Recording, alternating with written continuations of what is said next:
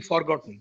It's a great pleasure that the Institute of Pulmocare and Research has introduced an award in his name, and we all know that this year this particular award is being uh, delivered to Professor Debatosh Guha, who will be giving us a talk on igniting innovations in young mind.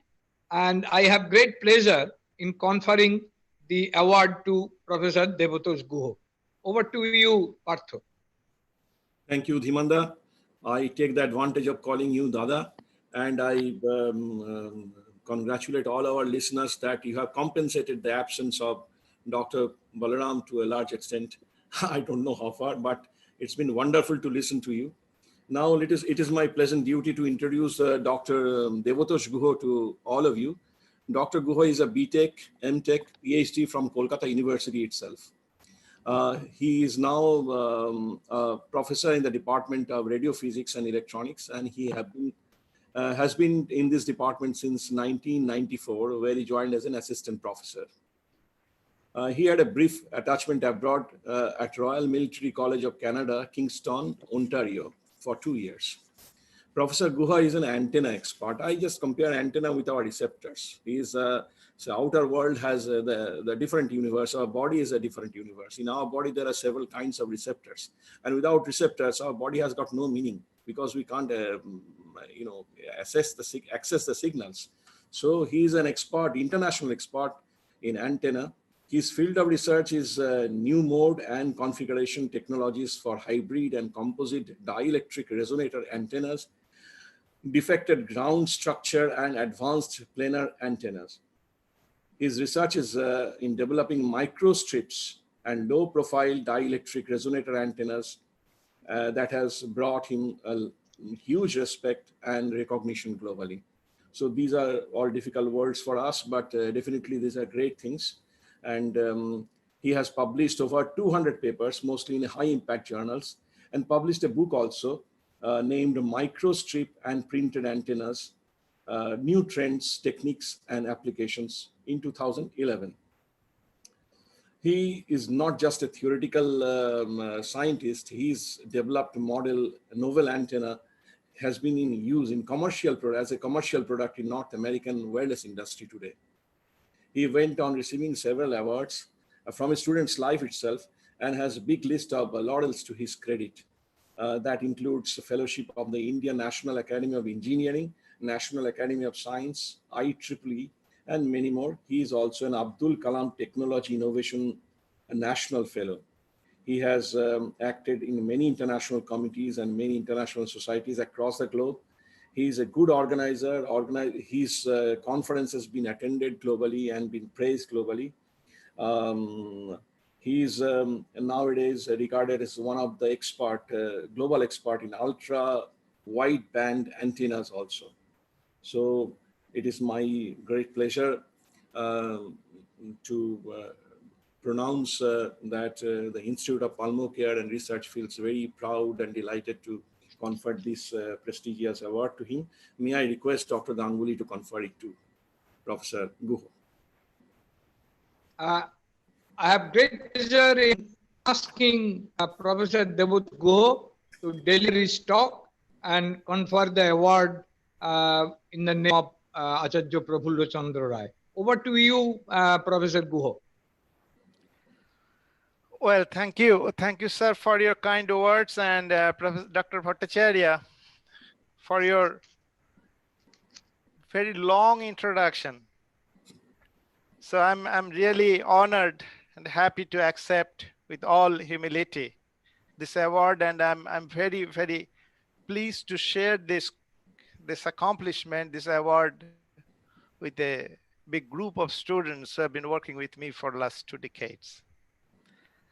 And it is a triple delight for me. So one is the name of the award. It is after the name of Acharya Prafulla Chandra Rai. And secondly, it is today from the hand of Dr. Dhiman Ganguly, and renowned doctor and educator of this country.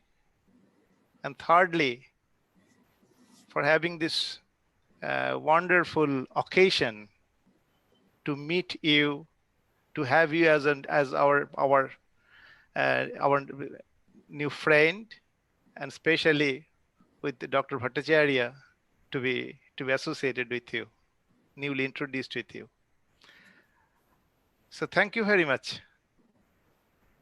It's our pleasure. In fact, your big biodata has been cut short by me. It is too long. So now it is my pleasure to request you to give your talks. Okay, Igniting so with your kind permission, I'm sharing my screen. Sure. So should I keep my sharing screen only and video also? Is my video visible along with my presentation? Yeah. Yes, we can see you. We can see you. Okay. Or whichever you. Keep the video on. Partha, I need to share the screen, so you'll have to. You'll have to manage from your side. No, you just share it. Excellent. So I'm going to share it.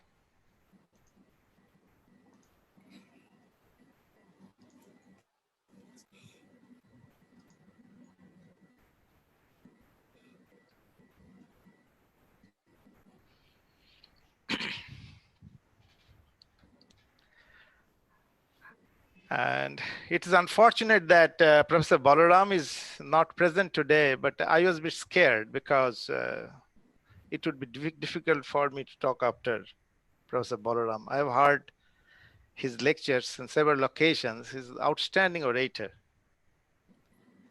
And there's no question of his capacity in his own field. So anyway, I'm trying to do my best from my side. And the participants today, probably a mixed audience. And Dr. Bhattacharya can tell how many participants right now in the audience. Right now, you have 84 participants. And most of them are medicine doctors, right? Could be, likely. Likely, okay. So friends, this title was given by Dr. Bhattacharya, Igniting Innovations in Young Minds. So based on that, I have prepared this talk, and I'll tell you the total configuration.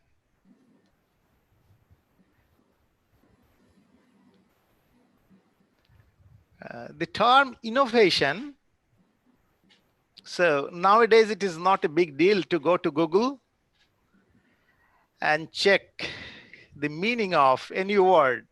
So when I started presenting this, my presentation, the innovation, oh my God, so diverse interpretation and words you will get. So it is difficult to concretize that what does it actually mean, innovation. So then what I did, I clicked this image icon on Google search. That helped me a lot. You look at this diagram. So I have taken two representative pictures, which is representing pictures which are representing innovation. These two. So now it is easy to understand. It is going to tell that it is something related to mind and handshaking with your ideas. So mind and ideas, when they come together, probably then innovation takes place.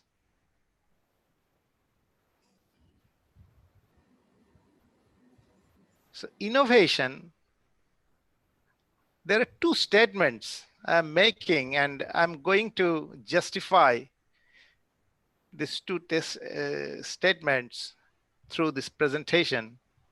The innovation takes place not by knowledge only. No. A man can have huge knowledge but zero innovation. Rather, it is the outcome of the state of mind where knowledge can have important role, may not have. But state of mind is very important in innovation. And what kinds of innovation? There are different types. Hopefully, I will try to touch all these kinds. One is by chance. So any mind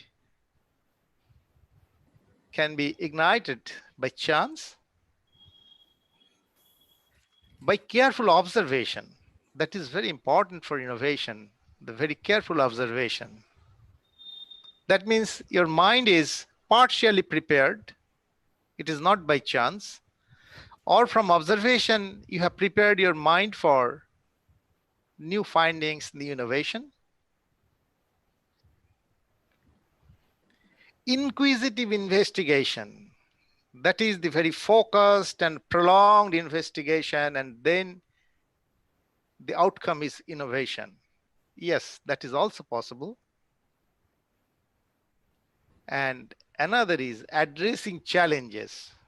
So somebody asked you that this is my challenge, and it is now, you try whether you can resolve it. And through this resolution or through this solution, you can find new innovated idea or newly innovated idea.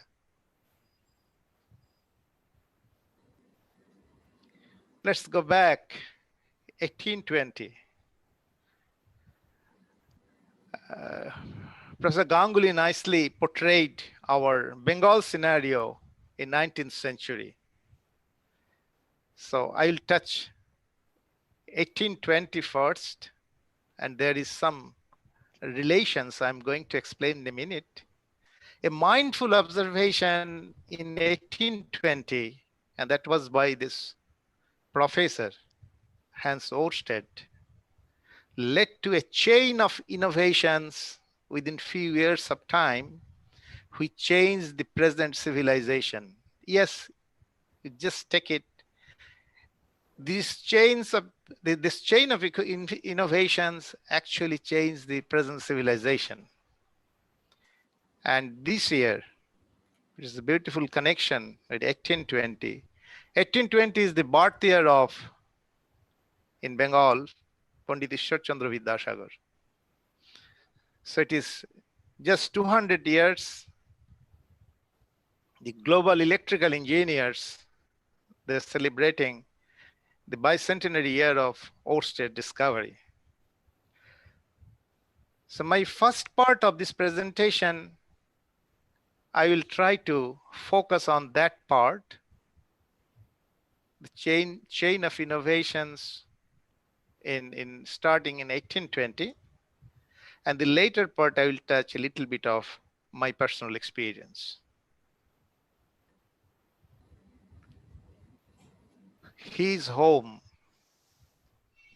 We need to know the global scenario at that time. Oersted was located in Denmark, in the northern part of Europe, and he was a professor at Copenhagen University. His statue is in two places. One is birthplace, another is place of death, place of demise, Copenhagen itself. So what did he do? In April 1820, when Oersted was 43, so mind and young mind, I don't know, how do I differentiate the mind and young mind? So any mind may be young mind if it is active mind. So at 43, I think the mind was very young, and suddenly he observed, he followed, and there is some controversy that whether he observed it very suddenly or he observed for prolonged time and then he demonstrated his experiment. And one day he experimentally showed his observation, that is magnetic effect of electric current. So you try to see from this animated image that one magnetic needle or compass is deflected when we touch this wire. That means it is connected to battery. Well, you can do anyone you can do this experiment using just one AA battery, one simple wire, and you take one compass nearby. Then you can find this magnetic effect of electric current. So now you see how interesting it is. From April to July, he tried extensively to find out some mathematical formulation or some scientific reasoning behind this, and ultimately he failed. So unfortunate ending of Oersted works. Oersted did not do any work after that. So only for that observation and that innovation, even after 200 years, we remember this great discovery. In July 1822, he just published one single, like one A4 size paper. He described his observation or discovery in the form of a pamphlet, and he distributed amongst his friends, students, colleagues, and that was the end. He did not continue any work. What happened after that? September 1820, so July to September, August, September, just 2 months it took. The pamphlet somehow came from Denmark to France through some friends or some communication happened, and one mind was ready. He was Ampere. André Marie Ampere, one physicist. He was sitting in France, and as per this document, on 11th September, Ampere heard about Oersted discovery, and Ampere was 45. So another beautiful mind. And he just took 7 or 8 days. And within that 7 days, he completed his work and presented a paper to an academy. I could not find out the name of the academy. And he completed the Oersted undone work, and he showed this beautiful law of nature, that if you have one metallic conductor, if it is carrying current, then the magnetic field is symmetrically and circularly surrounding, that is the red arrows. So the field is working like this. So it is Ampere's circuital law. Interestingly, Ampere could have done many more works, starting from his own discovery or own formulation. But mind is different. You see, he had all requisite knowledge. He's the beginner of this thing, but he did not proceed it further. The next step indeed needed actually a new mind. What's that? So you just look at this diagram. It is one coil, that is an electrical wire in the form of a coil. What does it produce? Nowadays, it is very simple to us that it is actually producing this type of device. Hopefully you do understand what is that. It is simple electromagnet. That is, one magnet is prepared or created just by winding a wire and connecting it at two ends of a battery. No, Ampere did not do any work, and we had to wait 5 years after that. This British scientist, William Sturgeon, he developed electromagnet in 1825. Probably it is the strongest component in electrical engineering, and that I'm going to show you, so you'll appreciate that. But interestingly, Sturgeon developed it. His mind worked. He developed it was his structure. He found that such a beautiful electromagnet is possible to be created. But that's the end.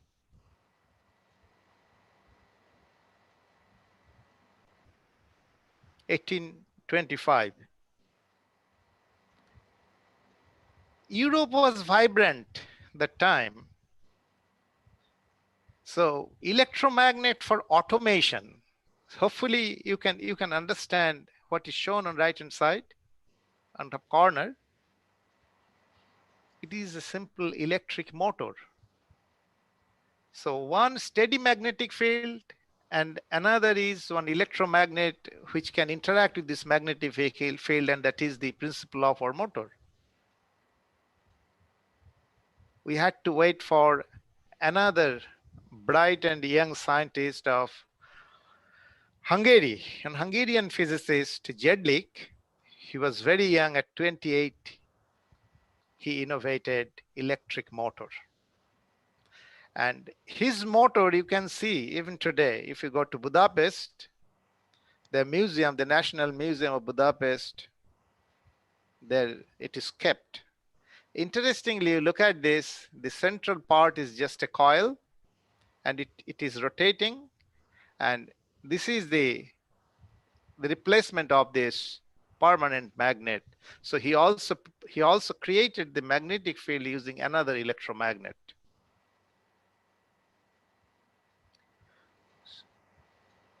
(1825 to 28). We had to wait for 3 years just to find one application, and that is the first automation of this new civilization. That is, automatically something started rotating.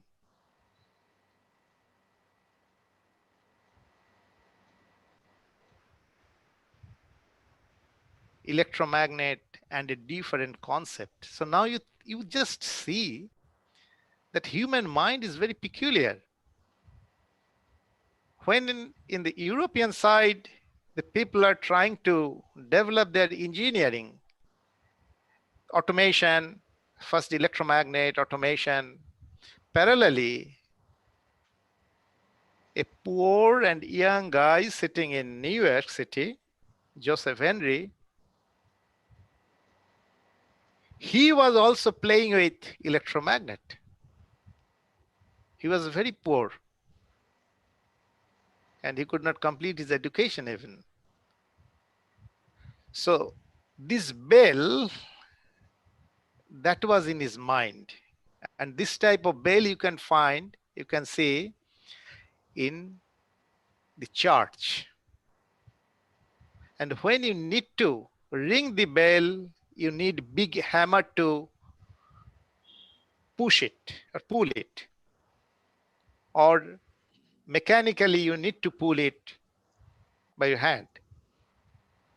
He proposed to church authority that, sir, if you agree, I can give you one electrically operated bell.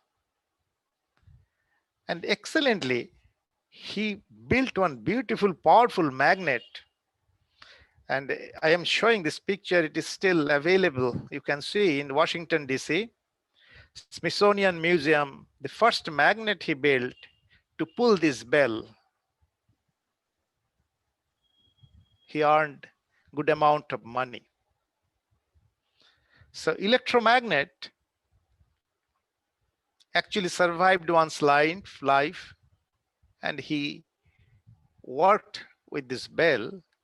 But the mind is mind, and you cannot stop a mind to work. So parallelly, he tried a different thing. You look at here. Hopefully you can understand the purpose of this type of device. It is a mechanical calling bell. If you are in the upstairs, or if you are at a distant location, so this mechanically mechanical rope or by pulling technique, you can ring the bell to call someone's attention or create someone's attention. So his mind was very alive and active. So Henry made a marvel in 1831, and you'll be surprised to see what he did actually. He invited some of his friends for an evening uh, refreshment. And he was sitting in a different room, the adjacent room, suppose. And he kept his instrument in between. So hopefully you do understand what is this. He used this electromagnet, and when he connected this electromagnet, it started ringing. This is actually a doorbell, the mechanism of a doorbell. So he told his friends that, well, I'm sitting here. You will see when I call you, there will be some sound. And if you get some sound, I will send this electrical message. Immediately you should come to my room. So suddenly all his friends came to his room and they told, well, did you call me? He told, yes, I called you.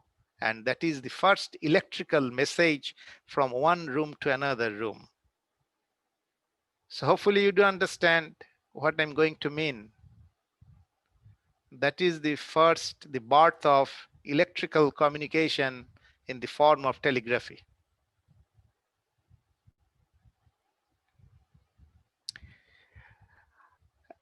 Many new generation participants are here, so they did not chance to see the telegraph machine. Actually, the telegraph machine or telegraphy is the first electrical communication to communicate distantly with your friends, with your family, from city to city. And what was the machine? The machine is nothing but just small signals were transferred from one city to another city. The receiving end, there was a magnet, electromagnet, and this magnet used to operate on hammer or something like that to print some marks.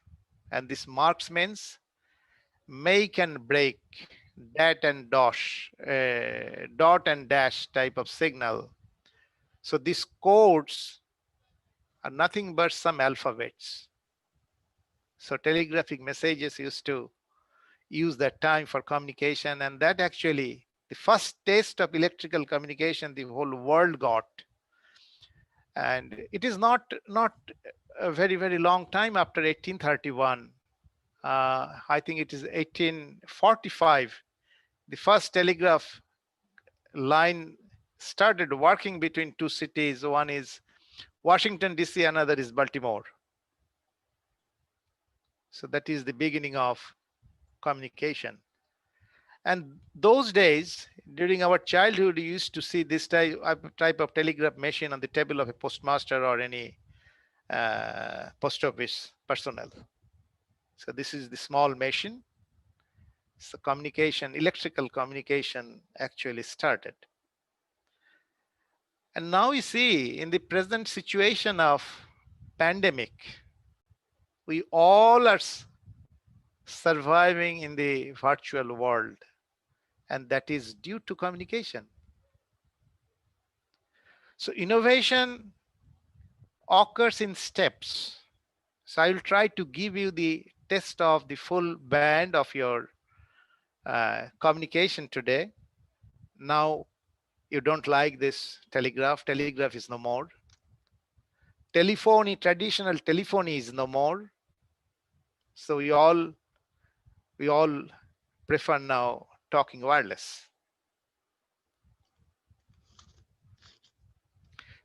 The same year, 1831, probably I need not to describe anything. The same year, Michael Faraday Of all persons, we had to depend on a chemist. Michael Faraday was a chemist in Davis lab, you know,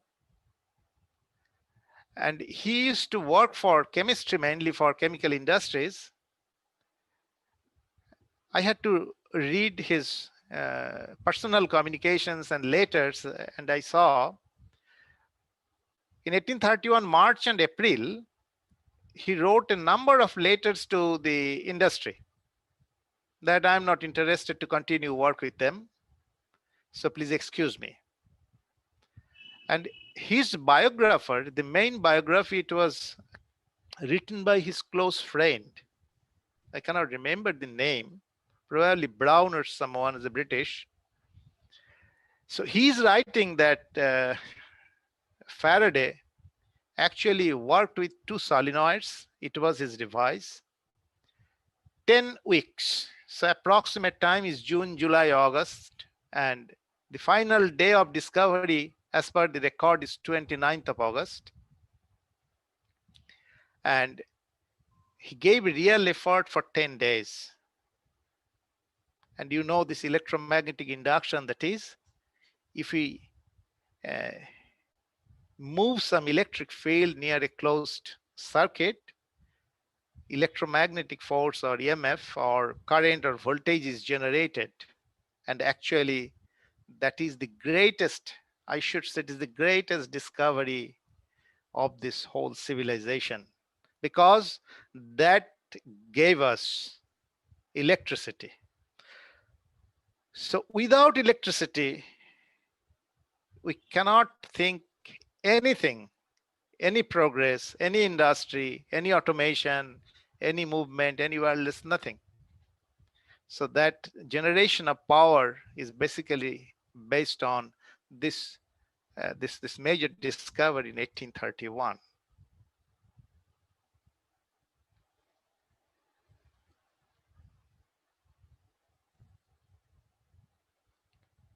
Now you can recognize these two. One is Ampere, another is Faraday. Ampere gave us electromagnet. Based on electromagnet, a series of innovations took place. We got automation. Faraday, just in one click, he gave us the test of generation of power, the electrical power generation. Actually, that is the general concept, general perception, but it is not true. Hopefully you can identify the person. He was James Clerk Maxwell. He was Scottish, born in Scotland. In 1831, the year Joseph Henry and Faraday did their major works. Maxwell, he did not look at the problem of Ampere and Faraday in their face value. And that's why he thought a different way. Let there be a wave.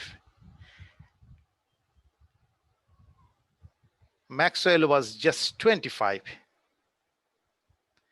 He was just 25, and he was a bit unrest because he could not understand one meaning, and that's why he wrote his first paper in 1856, 1831 to 1856. It is exactly 25 years of age, on Faraday's lines of force. Actually, when Faraday did his work, he repeatedly used the term that is magnetic lines of force. And based on magnetic lines of force, he explained his whole experiment. Maxwell tried to understand Faraday's lines of force. He waited for another 4 years. He wrote his second paper, that is the most vital paper, in 1861 on physical lines of force. You see the transformation. That is the inquisitive investigation. I mentioned that. One after another, he's trying to investigate and understand. And the last paper he wrote, 1864, the dynamical theory of electromagnetic field. It is a 54-page paper. It is available. It is in English. Anyone can read it. But it is really, even today, it is difficult to understand what he tried to tell that time. It is full of mathematics, and all these mathematics are not very, very understandable even today. But it is the greatest example of inquisitive innovation. What happened, the 64, it is not the end, because it is just the proposition of two things. He told that if we have proper electric and magnetic field in proper condition, then electromagnetic wave will be generated. That is the prediction of our wireless world today. Interestingly, he lived up to 1879, but he could not prove it experimentally. You don't think that he was just theoretician? Maxwell was outstanding experimentalist, and he's also famous for his wonderful experiment of color photography. And he's the father of color photography. What happened actually? Actually, his mind was based on that theoretical work. Is it true? It is very difficult to tell now, because the challenge to make wave visible, that was the main challenge. Actually, when Maxwell died in 1879, von Helmholtz, he was in Berlin. Helmholtz took initiative and he announced one prize on behalf of Prussian Academy in 1879. That is called Berlin Prize, the famous Berlin Prize. And Berlin Prize was declared that you please come forward and prove Maxwell's prediction. Simple as it is, that Maxwell's prediction is this, you need to prove it experimentally. 79 to 87, we had to wait. And the German professor, young German professor, Heinrich Harge, he was around 29 that time. Harge actually solved this problem after 8 years of Maxwell's demise. So this is one very interesting and very, very technical part, and it needs more discussions. I'm not going to that one. But Harge made it, and he did his experiment in here. It is in Karlsruhe, in Germany. He was a professor in Karlsruhe, young professor, and it was his laboratory. And this photograph I took in probably 2014. I visited just to see this one. And in this building and in this top floor, Harge made his first experiment. And through this experiment, he proved electromagnetic waves successfully propagates from one point of his room to another point of his room. And from Karlsruhe, I had to go to Munich just to see his original instrument that is kept in Deutsches Museum. And here, his first antenna, actually that is the most crucial part of propagation of electromagnetic wave or wireless, that is the radio or wireless discovery. And that was by this antenna there. So now we think that Maxwell, he's the father of electromagnetic field, but he was not able to solve the problem experimentally. Exactly, in 87, Heinrich Harge was just 30 years. So he had to depend on another mind, and that mind came forward with his new innovative mind, new innovation, and new process of new process, new thoughts, new approach. So their work, that is Harge and Maxwell's work, changed the world. It is now present world. It looks like this. Everywhere, every time people are connected, they don't care of wires. The virtual world is like this. Probably this is the symbol of clouds, cloud computing. So maybe pandemic, maybe your regular life. Now we cannot ignore this virtual world. So we are always connected through wireless. But what is this? The heart of this wireless, modern wireless. One is the microelectronics. I'm not going to that part. I'm trying to focus the part already Parthoda mentioned about my small works on antennas. So it is actually the new generation antennas. Now you think of every one of us, we are using either one phone or multiple phones along with computers, and each device carries not a single, multiple antennas within it. And you can think of their dimensions. Actually, that is the area of my research. It is the actual topology or the structural part of this antenna. I'm giving you some examples of what you use every day. So do you know what is this? It is just one simple antenna or microstrip antenna. It is like a biscuit or even thinner than a biscuit. And its physical size varies from, you can guess, from the size of the device because it is fitted in your device. This particular antenna you use in your GPS receiver. Okay. So this type of printed antenna in different forms. So one example is defense radar. It is not a single element. It is an array of microstrip elements. For civil aviation, it is from probably Boeing 700 series. And it carries, as per literature, more than 200 antennas within it. This is one satellite payload-borne antenna that is borne by satellite itself. I'm showing few more for your interest. So most of you are present here, doctors. This is one example of this type of small antenna. It is used in several medical devices connected through different ports. And it is the implantable antenna in one device. I don't know which device it is.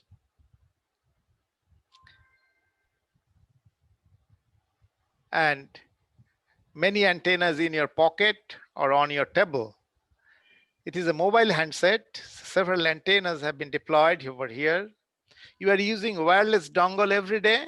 So this is the antenna, printed antenna here, and RFID tag. You are familiar with the RFID tag, RFID detectors nowadays. So these all are very thin, very sleek, and very challenging antennas. So let me tell you my experience.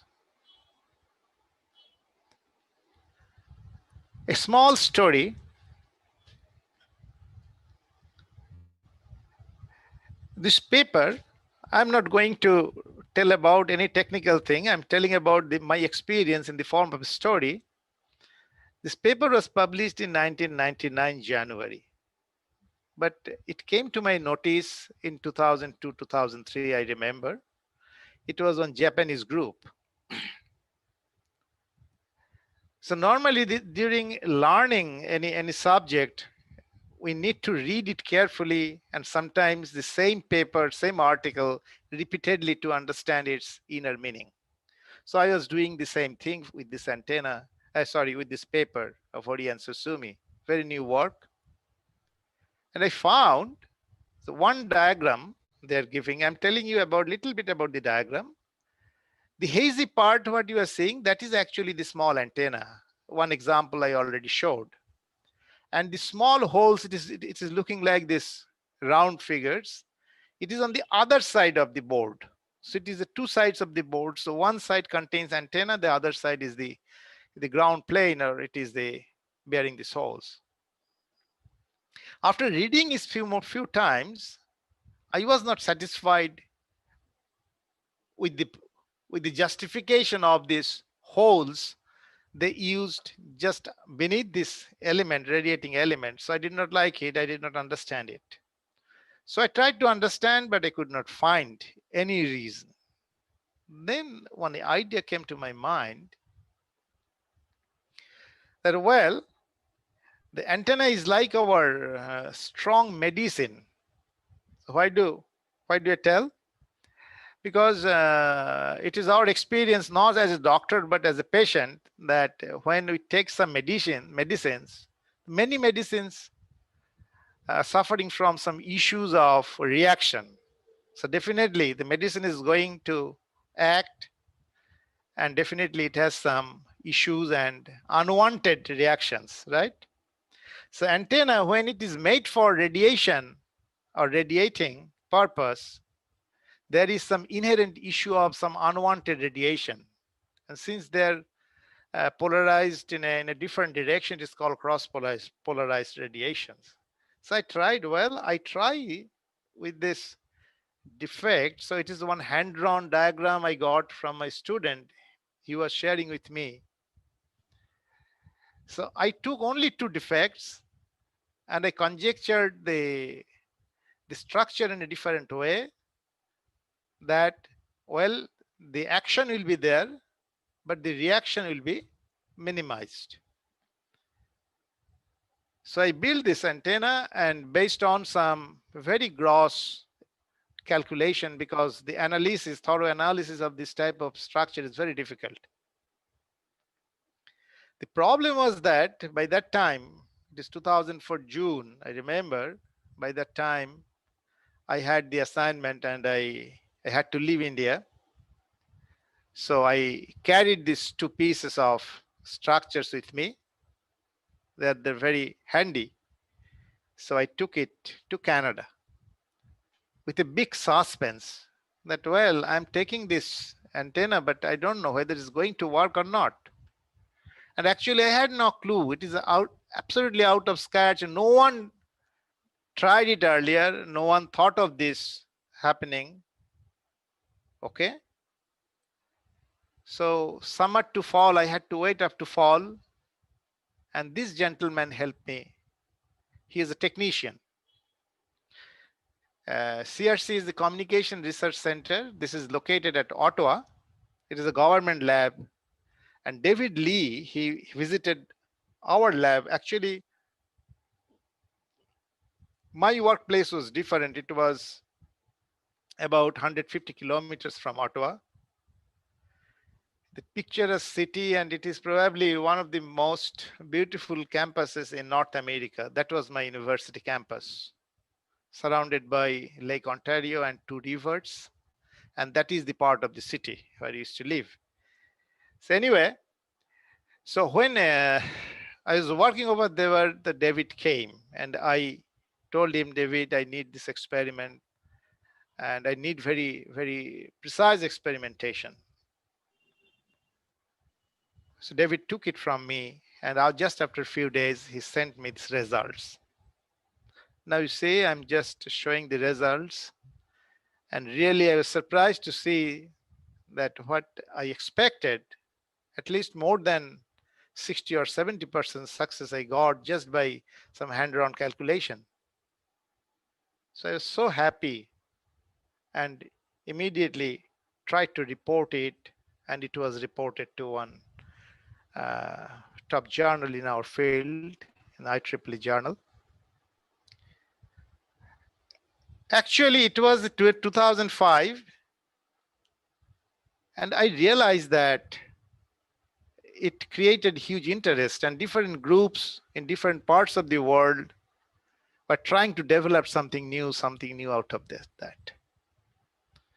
So our group was also active.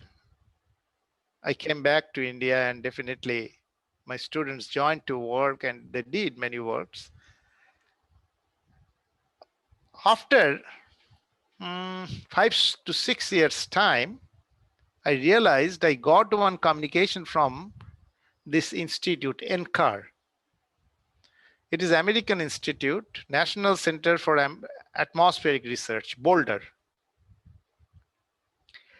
From their communication, I first realized that it is of huge interest, and they're going to use it for their own applications. So they communicated with me and my students and tried to understand the physics, and they tried to develop new generation radar for airborne radar, atmospheric radar. I just mentioned about the beauty of the structure I developed, that it used to use no extra element, no added component, no cost, and very lightweight. That was missing in other available techniques. So spaceborne and airborne people are always very careful about even a gram of their weight. So they're very happy with this. Even later on, I heard that, and I interacted with this group also, that in our own ISRO, they're also developing this structure in the similar way for their own purpose.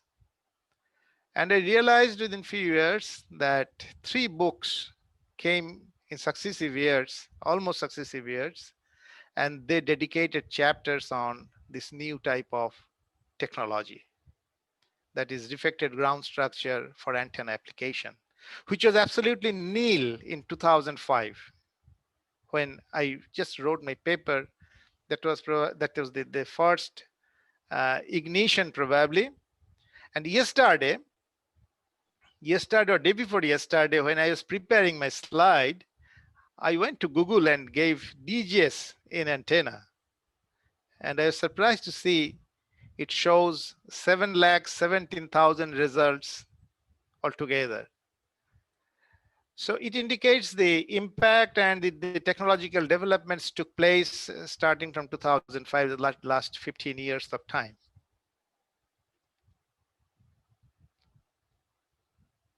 A different story, and this is my concluding part. I won't take much time. That is problem and solution. So one beautiful experience I had, you'll enjoy. That is there is forced innovation, and I learned many things from this peculiar situation. Actually, I was sitting almost before I left my Canadian assignment from Kingston. So I was working on my desk. So one email came, and it came via my advisor. The mail from Spotwave. Spotwave is actually in Canadian industry for wireless, and they're building base stations. Okay. So in their mail, they sent a list of requirements, and they are proposing that whether we are interested to execute this project, because it is a big problem for them. So they want to solve this problem quickly. And well, so I'm showing their demand, the crazy demand they did, and I'm explaining it in a non-technical way. So they demanded, suppose you have a bucket. People definitely don't like big bucket. They wanted one slick bucket. No, that is not sufficient. They required something very handy, very small, very attractive, but they demanded more volume of water in the same bucket in a compact shape. Is it really possible? It was very, very, very difficult task, and I translate this demand in antenna domain. Actually, they wanted a new antenna for their base station purpose and portable base station purpose of very high gain and large bandwidth. So normally what is possible from an antenna of that size, that volume, they demanded just double the gain with enlarged bandwidth. The problem happened, the existing knowledge, existing concept tells that you cannot handle both together. And once you want to increase one, the other one will go down. So my advisor told, okay, don't waste your time. So whatever you want to tell, you tell them, and stop this game. I just thought that the game has not yet been started. So before that, if I leave the ground, so there is no chance to win. So let's see. So I bought 1 week time from him. So I spent 1 week and gave all types of efforts what I could do that time. Just after 1 week, it was a big smile and my bucket became ready. So my antenna was ready and my boss became happy. So we wrote to the industry. Interestingly, the industry people just kept quiet. We are a bit surprised that normally the industry people are very smart and they try to answer immediately whenever the problem is from their end. Oh, within next 7 days, suddenly I received a call from their CEO, Mike Roper. I still remember his name. He's a very tall guy. So Mike called and he called me that, well, so we are waiting. And why, what for? I sent my results almost a week ago.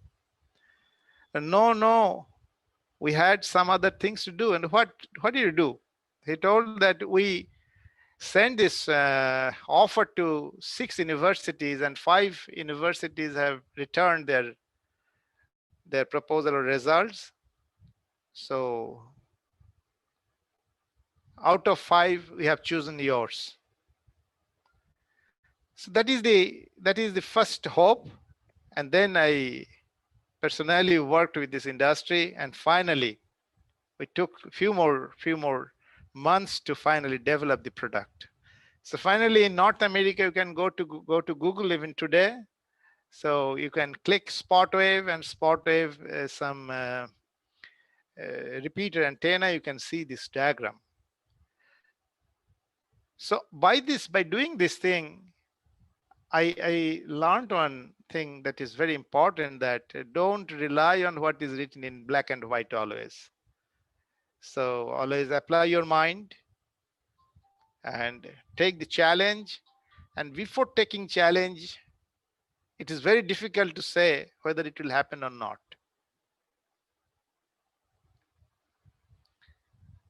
So anyway, so some part is the historical part and some part is my part. I told you the success stories only, but not the failures. A lot of failures are behind. So it is a mixed reaction. It is a mixed experience in doing research and in surviving in the field of research. And I'm very honored and happy today to accept your honor, your award with all humility, and I share it with the big group of students. They have been working with me, and it is, I should say, it is their credit to develop this different types of antennas for real practical applications. Thank you all. Well, very important talk for all of us, and we are all grateful to Professor Guha for keeping us listening to him. This is something which none of us have any idea about, but the credit goes to him that could make uninitiated people like us to get interested this kind of innovative ideas in antenna development. So, on the behalf of, on my personal behalf and on behalf of Institute Pulmocare, uh, uh, many thanks to Dr. Go. It was great pleasure. It's unfortunate we could meet personally, but hopefully sometime in future we'll get a chance to meet personally. Over to you, Partho. We'll go for inauguration.